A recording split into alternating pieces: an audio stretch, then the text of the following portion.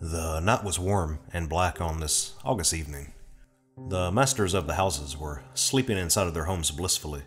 7 slaves squat around a fire as they make plans and schemes of how they would be able to taste freedom, their dark skins veiling them in the good night as they sung their songs under the moon above. How they would be able to escape from their captors and take their families elsewhere, somewhere much safer. Their activities came to a halt as one particular shade came to their meeting. The 31-year-old man had begun to think to himself as a prophet, and was affectionately called so by his peers for his Baptist services. He taught himself how to read and to write, but he, for the most part, willingly knew and taught the ways of the Holy Bible by heart only, and others listened in on and were enthused by his brilliant preaching. His philosophy not only had his fellow slaves' attention, but his own master as well. At the end of each session, he would close the book with a smile, flattered that he cleansed the man from his earlier wickedness. He took pride in his straining work on the pasture as much as he detested it. He heard an almighty voice in his head, and although he has never seen a burning bush like Moses had, he knew that he had been chosen by God, for he had his visions to accompany him. Although he cannot remember when these visions of his first started to arise, he had been following them devotedly ever since. They started to dictate a lot of actions he made soon enough. When he had first tried to run away from the plantation, his visions told him to go back, as more needed to be done. He compiled, and soon more of these visions began to arise. He saw the roots of freedom coming to fruition, with blood on the cornfields, belonging to their slave laborers. One night, he looked up at the skies and saw a black man's hand grasp and close around the white sun, strangling it and bringing it with premature darkness across the earth. It was, at that moment, the man smiled as he took this as a sign. He knew that his day was coming soon. As much as he wanted to start the planned Southampton County insertion already, it was pushed back. Deliberation and illness held him back. More planning was required. He understood what the Lord was telling him and waited for his message.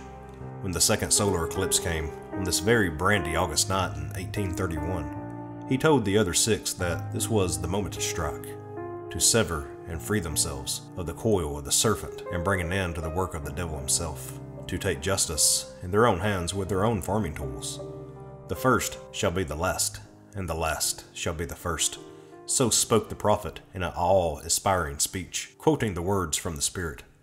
The seeds were planted. It was the perfect time to start a revolution. The South was not ready for the storm that was about to approach. Using more silent weapons, the group came across their first house. Sneaking through the back window, they watched the man of the house sleep ever so peacefully in his bed, which would become his tomb. With carefulness, one of the men clapped the owner's mouth with his hand to silence him. The man woke at once, and muffled outcries began to come through the hand. Swiftly, the slaves began to work and started to stab the man's chest repeatedly with hatchets and knives, disemboweling him mercilessly. The one covering his mouth waited until the silent screams had ceased, and the light fading from the man's eyes before they moved on to his wife. Their children received the less gruesome deaths. They suffered only a quick axe to the brain. Each bed was a crimson wooden grave. The slaves of the house were scared by the time the group had come to them, but the minute that they mentioned their intentions were for vengeance and freedom, the group joined after a brief talking with their knowledgeable leader. Was Christ not crucified? From door to door, plantation to plantation, the slaves slew every white they would come across, without much hesitation. At one point, they stole a cavalry after caving the owner's skull in, with spare hammers lying around, to the point where his hair caked the ends of them, speeding up their godly message on horseback. The blood of 60 stained their hatchets and blades. The others looked to their chief for further guidance. The prophet told them that they were exalted, and divine salvation, along with liberty, awaited them for their noble deeds, no matter how grisly they were. But, alas, their attempts were brought to a halt when a neighbor's dogs detected the screaming and smelt all the death in the air. Militias formed their own army that doubled the amount of the slaves had. Blood must be shed. During the next few months, the panicked white men began to lynch and torture every black man, woman, and child that they happened to come across. Sons and daughters of man who were only innocent in this rebellion were slaughtered mercilessly, as they were expendable, inhuman animals being led to the slaughterhouse as punishment, whether it was justified or not made no difference to them. They were scared for themselves.